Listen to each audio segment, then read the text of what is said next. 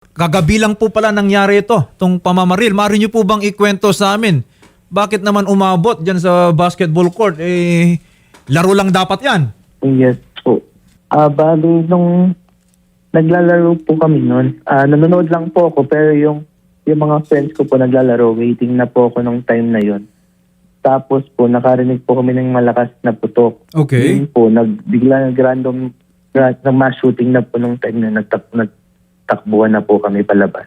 Bali, yung sa akin naman po, nadapa po ako ng 2 beses bago po ako nabaril. Baril talaga kayo? Face po ako. Opo, sobra. Okay. Eto po ba, sir, yung gunman po na ito, kilala po ninyo ng personal? Hindi po, never ko po na-meet yung gunman eh. Never nyo nang na-meet. Kaya nabanggit nyo po kanina, mass shooting. So ano to, indiscriminate, kahit sino-sino na lang binabaril? Ganun ba yung nangyari doon?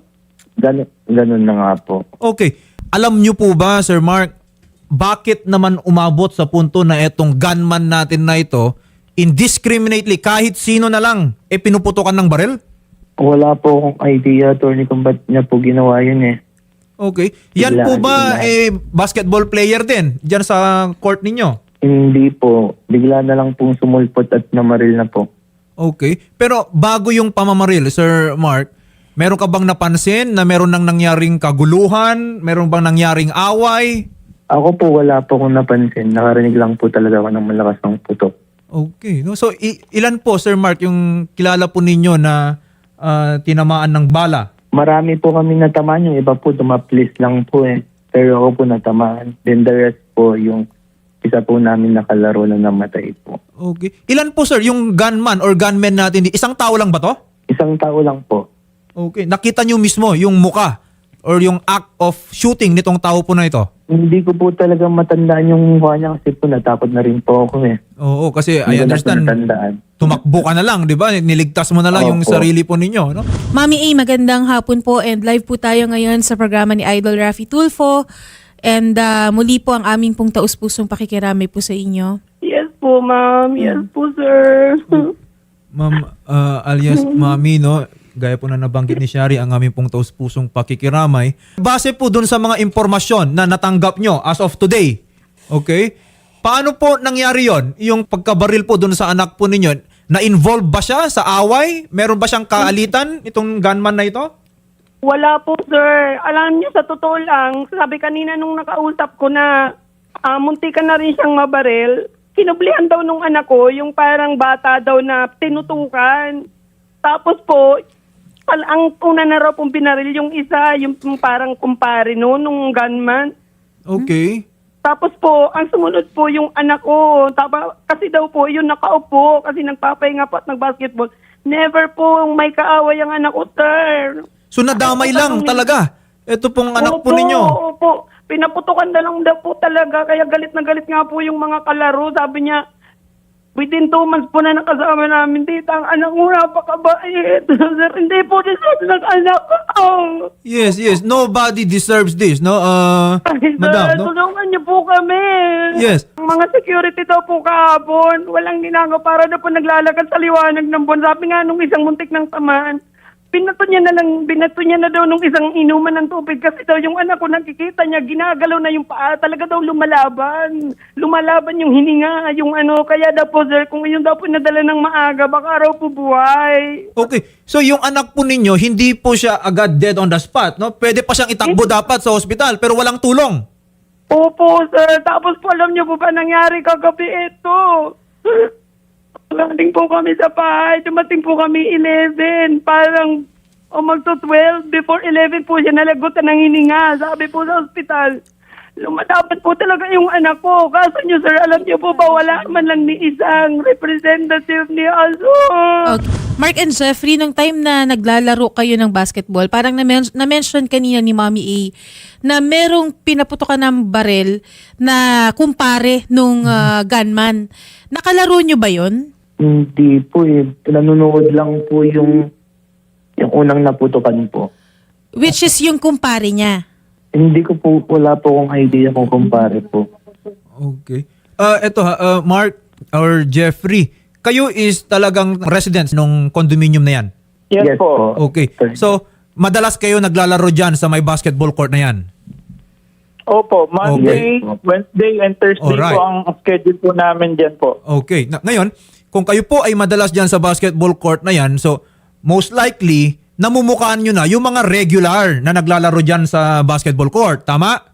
Correct po, correct. Yung tao ba ng gunman, kailanman ba nakilala nyo or nakita nyo na yan?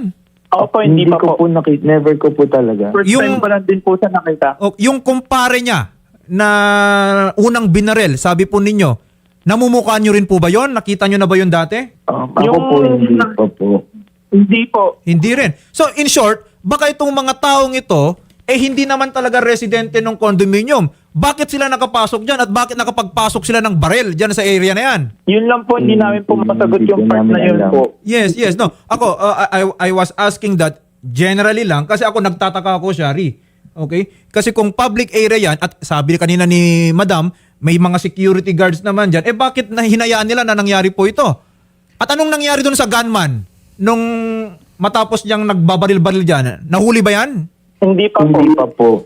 Wait lang. So Kaya, hanggang ngayon, hinahanap pa rin yung taong yan?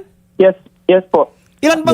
Ilang security guards meron ng condominium ninyo? Wala lang po kami idea, pero usually po marami naman po sila. Alam, pagkakaalam ko po. Malaki yan.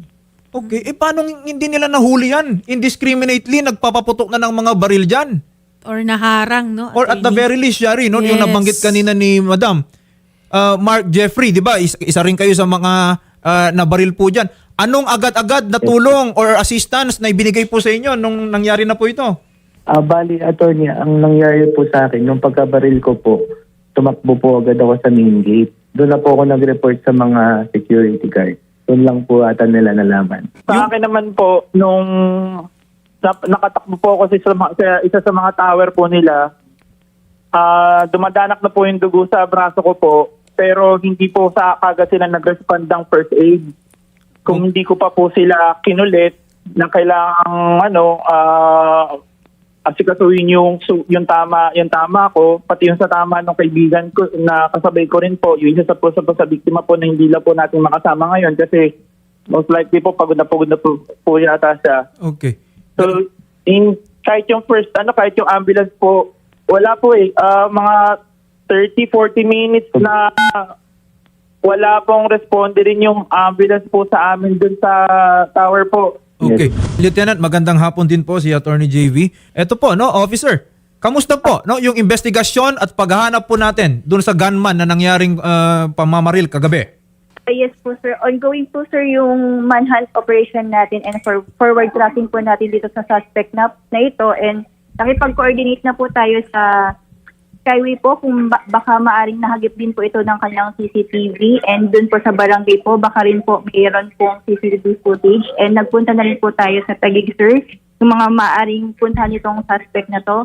And yun po, ginagawa po lahat ng kapulisan ang upang mahuli po itong suspect. Okay. If we are doing the manhunt, officer, no? Ibig bang sabihin nito, kilala na natin itong gunman? May pangalan na tayo? May itsura na tayo? Base po sir sa CCTV na ginawa po nating backtracking po kagabi po sa Azure po is na-identify nga po itong suspect na ito and base din po sa mga nakuha po nating statement sa ating mga witness is ito rin din po ang kanilang itinuturo po. Okay. I don't think na baka you are now ready to disclose yung pangalan pero pwede nyo po bang i-describe? Is this lalaki ba to? Gaano kanda? Ano yung height?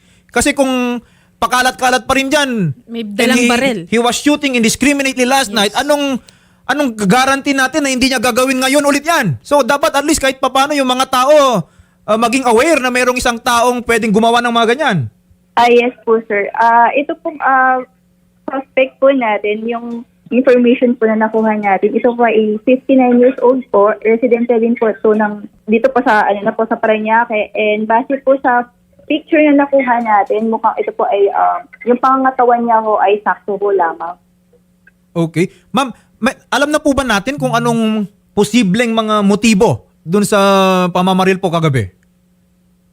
Base po dun sa nakuha po natin statement mula po sa anak po ng isa sa mga biktima is mukhang ito po ay personal grudge. Pero dun po sa mga iba pong biktima ay inaalam pa po natin kung ano po yung naging motibo nitong suspect natin. Okay, kasi pag sinabi natin na personal grudge, di ba dapat kung sino lang yung kagalitan niya, sino lang yung may masama siyang binabalak talaga, dapat yun lang pinaputukan niya. Pero kung indiscriminately, kahit sino na lang na matamaan dyan, and this is a public place, baka napakadelikado ng taong to. Hindi natin alam yung disposisyon, yung mental inclination po ng tao na to.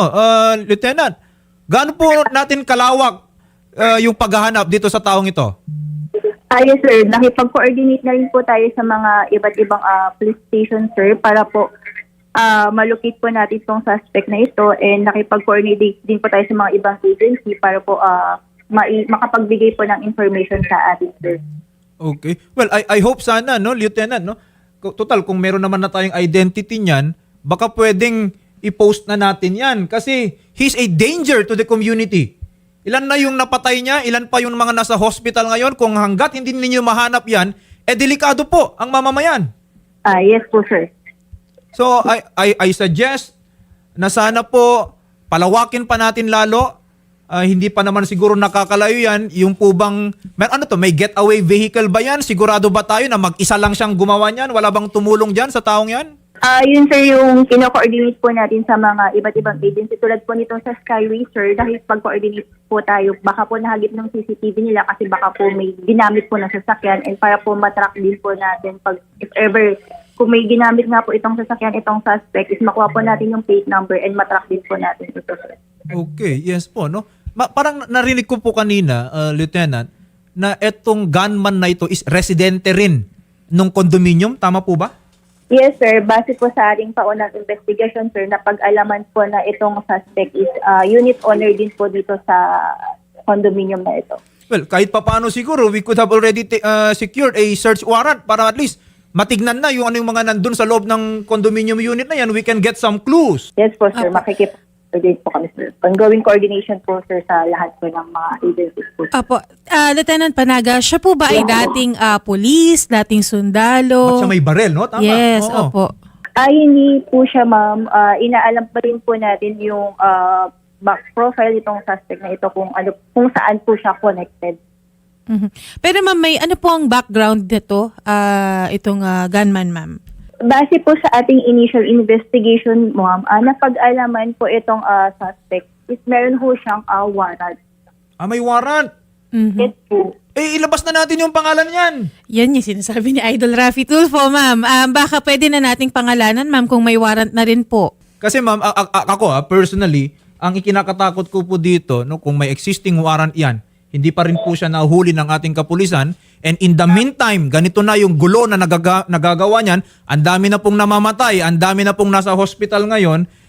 Kailan po tayo gumawa ng proactive effort para maprotektahan din ang buong mamamayan? I understand you're doing your investigation, you're doing your manhunt, pero in the meantime, parang hindi pa po tayo secured. Ano pong kaso niya, ma'am? Sorry? Base po sa ating pag-verify po, ma'am, ang kanyang warrant po is for the crime of murder. Homicide. Sorry. Homicide? Yes po. Okay, so may napatay na rin dati. So talagang may history po siya. Ma'am, maaari niyo po, Lieutenant, na pangalanan po yung may warrant po na ito. Ma'am, if okay lang po, mag-send na lang po kami itong copy po sa inyo, ma'am, directly. Sige, we respect yung investigation po na ginagawa ng this is Southern Police District. Pero sana po, again, no, kung nandito si Senator Raffy, he will insist talaga na dapat pangalanan na po natin ito para na rin po sa kaligtasan talaga ng lahat. And para lumiit po yung kanyang mundo, Lieutenant Panaga, since let's say hindi siya yung may sala dito sa shooting incident na to, pero as long as meron siyang warrant, existing warrant po, baka pwede po natin dun pagbasihan yung kaso po na ito, yung sa warrant lang niya sa kasong homicide. Yes po, ma'am, nauunawaan po namin kayo po regarding po dito, ma'am. As of now po, ma'am, since ongoing pa po yung investigation, hindi pa po namin ma-disclose agad publicly yung name po nitong suspect. Ma'am, kailan po yung timeline na nakikita po ninyo na matapos po yung investigasyon? Sabi niyo po kanina, meron na po kayong mga nakausap na talagang itinuro na yung taong yan, subject of your investigation, is siya nga talaga yung nagpaputok ng baril dyan sa may basketball court, added to the fact na you have confirmed based on your database na meron ding taong to history ng pamamatay, no, or homicide dun sa kaso, no. So I think, no, mapapabilis po sana yung investigasyon kahit papaano nakikita po ng taong bayan na lumiliit yung mundo at mapapanagot talaga natin to. Maiwasan po natin na maulit yung mga ganitong pangyayari. Nakakatakot, honestly. Yes po. Magbibigay po kami, sir, agad po ng update pag may development sa ating manhunt operation po. Okay. Sige, ganito ha. We will keep in touch po, Lieutenant, no? Kasi marami pong kumukontak ngayon dito kay Senator Raffy. Nababahala sila dyan. Alam niyo po ba, officer, kung ilan po yung population dyan sa condominium na yan? Ilan sila dyan? I-verify po namin, sir, sa management po ng... Ito po, officer, no, may gustong sabihin po yung nanay nung isa sa mga namatay. Si Mami A. Kailangan ko pong mabigyan po ng hustisya ang pagkamatay ng anak ko at ang anak ko po ay hindi po deserve niya talaga. Sabi ko nga kung pwede lang ipalit ang buhay ko, gagawin ko. Tutulungan niyo po kami na managot po ang dapat managot. Isa pa po yan si Azur, napakalaki ng pagkukulang yan. Pinabayaan nila ang anak ko 30 to 40 minutes sa katiwang-wang. Sabi nga po kagabi sa ospital, lumalaban po yung anak niyo. Kaya alam po tayo na andun daw po ng dugo. Tapos po sir, ang isa pa, wala man lang na nagkasigas man lang. Kagabi lalabas kami, ang bili, shoulder namin lahat. Tapos po kanina, yung pinagpa-autopsy yan, ang laki-laki rin po ng ginastos namin. Nakikiramay po kami, ma'am, sa pamilya po ng biktima. And doon po sa mga iba pong biktima po is ginagawa po natin ang lahat po upang mahuli itong suspect po natin. And hindi rin po kami titigil. Kailangan ko po, ma'am, ng Malupit po agad-agad na responsa po. Kasi po kung sa inyo man po magtama, hindi po talaga deserve ng anak ko yun. Teniente, anong baril po yung ginamit ng suspect? Base po sa nakuha po nating nung sinoko po is nakuhaan po ito ng 9mm na basyuho, and yun po sinubmit po natin to for forensic examination, forensic and ballistic examination. Opo, may rehistro po ba ito? Waiting pa po tayo sa result po ng SOCO, ma'am. Okay. Okay. Ito po, officer, no? Sabi po ninyo, dumating na din yung SOCO po doon sa crime scene. Ilang Opo, sir. basyo po ng bala yung nakita po doon, no? We want to know kung ilang putok yung ng baril po yung ginawa nitong ating gunman. Yes. Meron ho tayong na-recover, sir, na 2 deformed fired bullets, 3 metallic fragments, and 9 pieces po ng fired cartridge case of 9mm, sir. So, sa madaling sabi, ilang putok po yung nangyari kagabi? Base po dito sa nakuha po natin is 9, sir. 9. Okay. So talagang, itong gunman po natin na ito ay gustong magdulot ng maraming kamatayan kagabi. Meron po bang CCTV doon sa basketball court? Baka naman na-capture mismo yung pamamaril. Nakipag-coordinate po tayo sa Azure, sir, para po mabigyan rin ho tayo ng copy po nung... Ang tanong ko po is kung merong CCTV. So, do you confirm na merong CCTV? Wala lang kayong kopya ngayon ng footage? Yes po, sir. Okay, at least, no, kung makuha po ninyo yung footage na yan, then magiging malinaw po ang lahat.